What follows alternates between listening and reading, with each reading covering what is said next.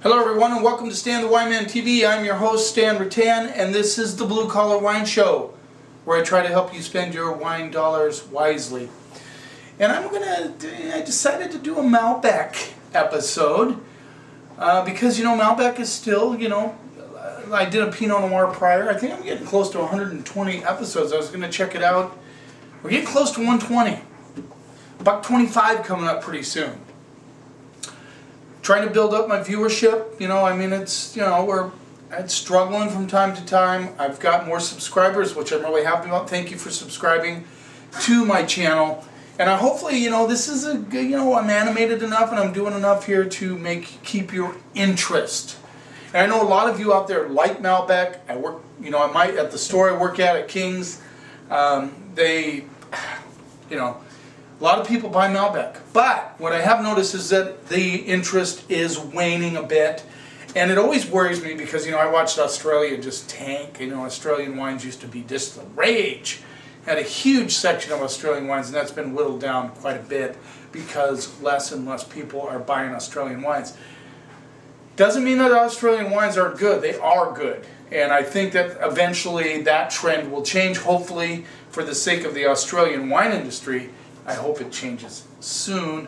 But, I think the Malbec may be suffering a little bit of the same demise as Australia, quicker than Australian wines did. I think Argentina has to really be careful not to overemphasize inexpensive Malbec, because what happens is people they drink it, and then they get tired of it. They move on to something else. I think the biggest rage right now still in wine is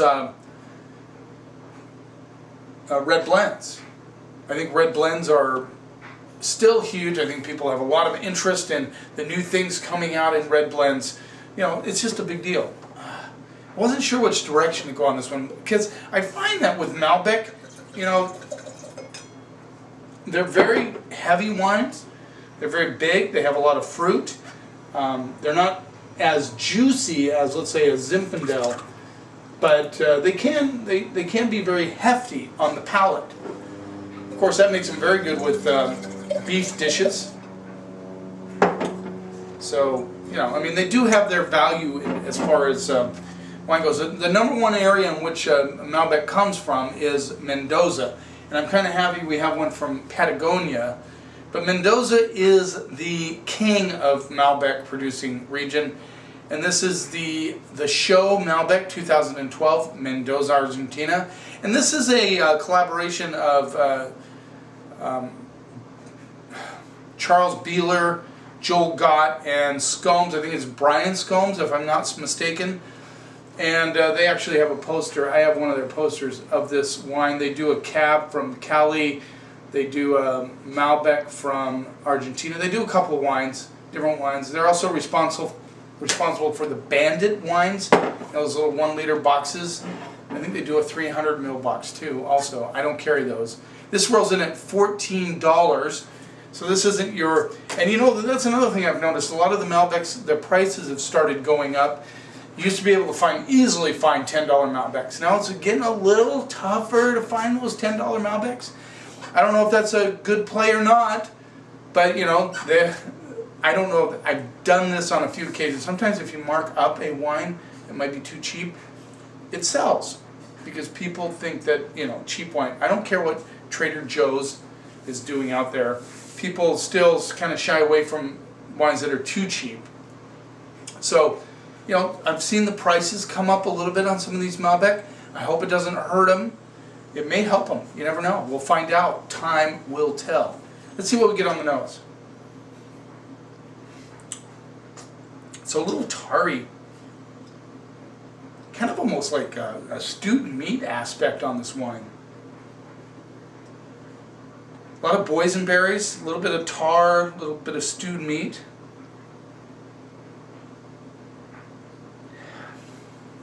Did I say boysenberry? I get boysenberry on this. A little bit of black plum coming through. Just a hint of alcohol kind of hitting the nose.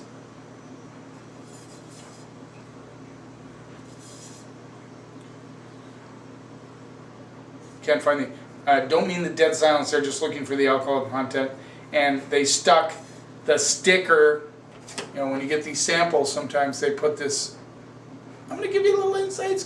They put this sticker over the top, see that, where it says the sample and the wholesale price and retail. So they covered up the alcohol content. I'm guessing we might be around 14 on this one, not positive. A bit of tobacco coming through. Let's see what we get on the palate.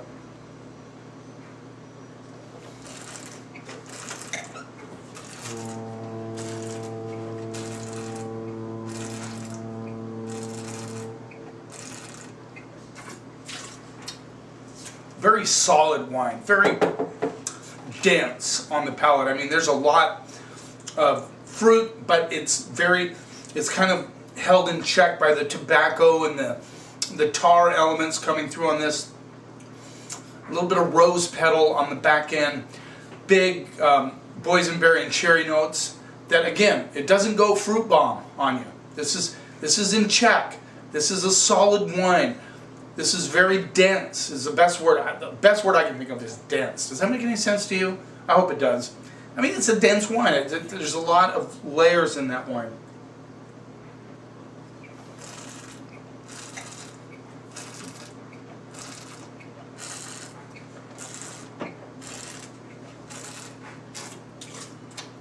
I get the black plum notes. There's a nice little beam of acidity coming through, giving a little bit of lift on the dark fruits. I like this wine. Now this is where Malbec can really, really impress you when you get this style. And I think you can. This might range anywhere from 12 to 14 bucks, depending on the store, depending on, you know, because a lot of these in the wine world, there's these QDAs, quantity discount allowances. So if you buy 2 or 3 cases, the price goes down, whatever. But this is a really good Malbec. This has a lot of density, a lot of complexity, good intensity on the palate without getting, like I said, into the fruit bomb category. I'm going to have to go A- on that one. I like it. I like it. I'm impressed with that one. Let's move on. I like it. Good job, guys.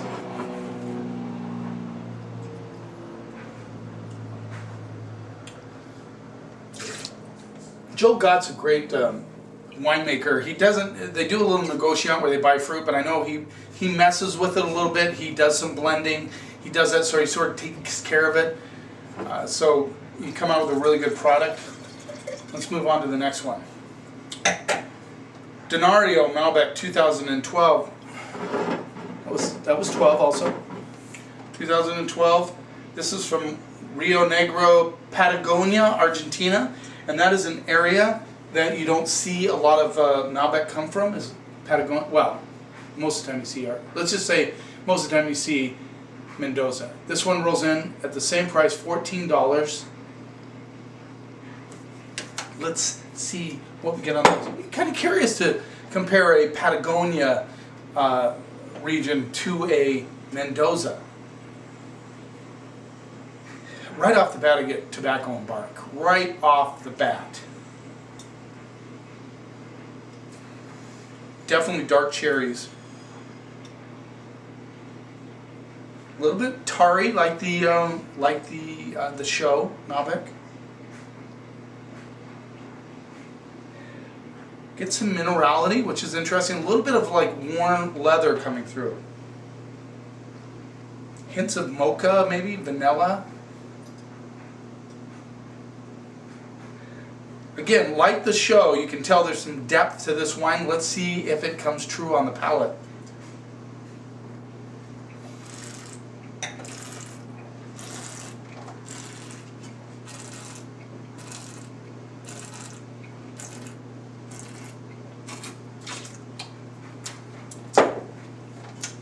Interesting, a little more Bordeaux-like, a little more feminine on the palate. Not quite as intense and tarry as the other one. It has that lift of acidity, a little bit. It has this hollowness between the mid palate and the finish, just a little bit.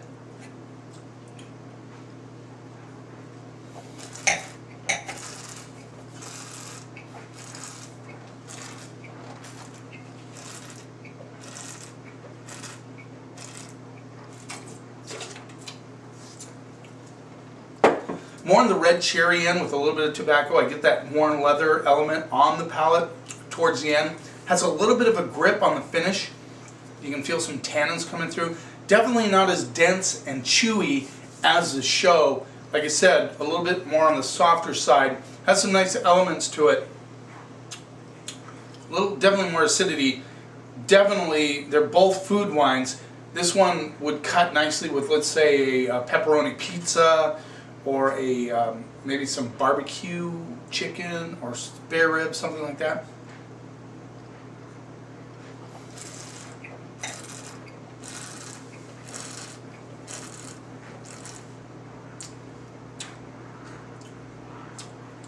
Interesting minerality, a little bit, like I said, a little bit light on the back end. I'm going to go B. I'm just going to go straight up B on that one. It's good wine, but up against the show, it kind of, you know, shows some different characteristics, some good characteristics. There's a lot of you that are going to like this wine. A B is a good grade. I mean, hey, you know, how many kids would love to get all B's on their report card? So not bad. Definitely different than the show. Maybe should have had it in front, but you know, I've never tried these wines before, so I don't know. They're all Malbec, right? Now Patagonia might be a little higher elevation, so that could be why it shows a little bit maybe more acidity. But it's a B wine for sure. This is 2013 Krios, and this is from a famous producer, Susan Balbo. She does some really nice stuff. I'm a very big fan of hers. This rolls in at $13, so this is $1 less than the other two. There you go, Krios. Very well-known label. You've probably seen it in a lot of grocery stores. They carry this. And this is also, I believe, Mendoza. Just let me look. Yep, Mendoza, Argentina. So, Susan Balbo has her own, she does a Krios, which is her second label, you could say, and then she does her own Susan Balbo wines. I always want to say Susan Balboa, but there's not a oa on the end. Susan Balbo is, I think. Let me see. I hate these pregnant silences when I'm trying to find something.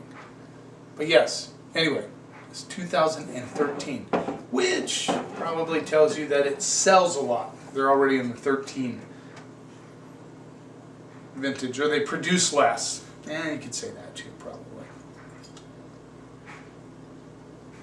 Again, this is gets on the stinkified side, not horribly stinky, but it has a little stink action.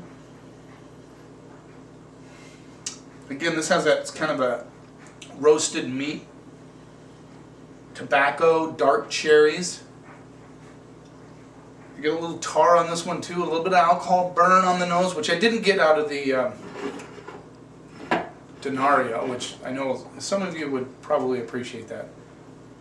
But this one definitely has it. Now this one doesn't have any of those stickers on it. This is 13.9, closer to 14. Oh, there's second episode in a row that my Chihuahua is showing up on the episode. I get some, you know, a little bit of purple flower coming through on this.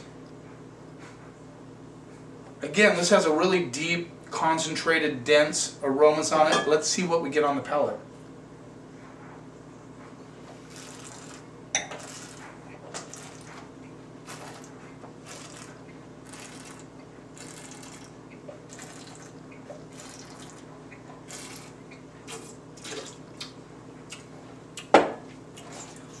Good acidity. I get a lot of boysenberry cherries all day on this one.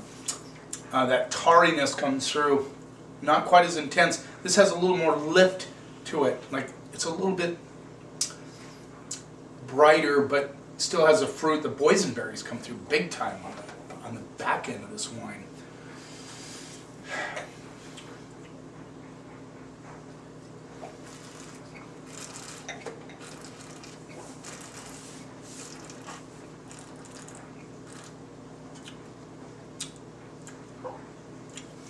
Yeah, those purple phthalo, those violets, a little licorice, good, like tannic.